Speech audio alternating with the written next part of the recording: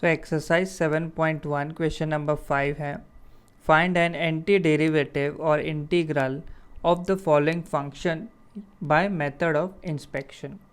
Function है sin 2x minus 4 into e raise to the power 3x। So सबसे पहले मैं sin 2x का डेरिवेटिव निकालूंगा और बाद में 4 into e raise to the power 3x का। तो इसका डेरिवेटिव निकालने के लिए हमें एक ऐसा फंक्शन फाइंड करना चाहिए to find a function whose derivative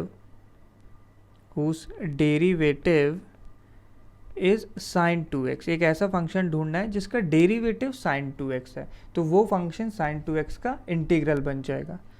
तो मैंने सोचा cos 2x, इसका अगर हम डेरिवेटिव निकालते हैं d by d x of cos 2x बनेगा, cos 2x का हो जाएगा माइनस ऑफ sin 2x और 2x का किया तो 2, तो ये वैल्यू हमारे पास बन जाती है।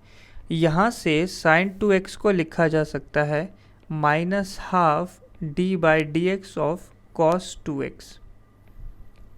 So integral of sin 2x क्या बन जाएगा, simply D by d x यहाँ से राइट हैंड साइड से हटा देंगे, sin 2x का डेरिवेटिव आ जाएगा minus of cos 2x by 2 plus constant of integration c। तो ये आ गया sin 2x का डेरिवेटिव, sin 2x का इंटीग्रल। नेक्स्ट हमें निकालना है 4 into e raise to the power 3x का इंटीग्रल। सो इसके लिए भी हमें एक फंक्शन फाइंड करना चाहिए to find a function whose derivative is 4 into e raise to the power 3x। एक ऐसा फंक्शन ढूंढ लें जिसका डेरिवेटिव यही बन जाए। क्यों ना हम फंक्शन ही ये ले लें 4 into e raise to the power 3x। इसको अगर मैं डिफ्रेंशिएट करूँगा तो 4 तो कांस्टेंट है, कांस्टेंट रहेगा, e की पावर 3x का डेरिवेटिव हो गया e की पावर 3x और 3x का बन जाएगा 3। तो चेन रूल लगा के ये बन गया हमारे पास। यहाँ से अगर राइट हैंड साइड में हम e की पावर 3x और 4 को अलग कर लें, क्योंकि ये हमारा रिक्वायर्ड फंक्शन है। 4 into e raise to the power 3x को लिखा जा सकता है 1/3 d by d x of 4 into e raise to the power 3x। अब अगर मैं दोनों साइड इंटीग्रल साइन लगा दूं तो 4 into e raise to the power 3x dx बनेगा, तो राइट साइड से सिर्फ डी बाई डी एक्स हट जाएगा, तो ये बनता है 4 into e raise to the power 3x upon 3 plus constant of integration.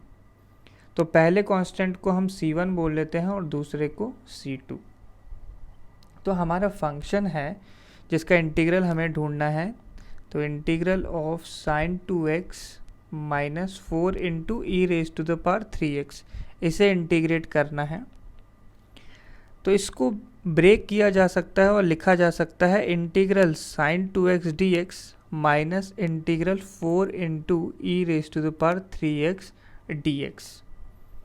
तो sin 2x का इंटीग्रल हम लोगों ने निकाला है minus cos 2x by 2 plus c1 लिखा था, और माइनस ऑफ अब 4 into e raise to the power 3x का डेरिवेटिव हम लोगों ने ढूंढा है 4 into e raise to the power 3x by 3 plus c2।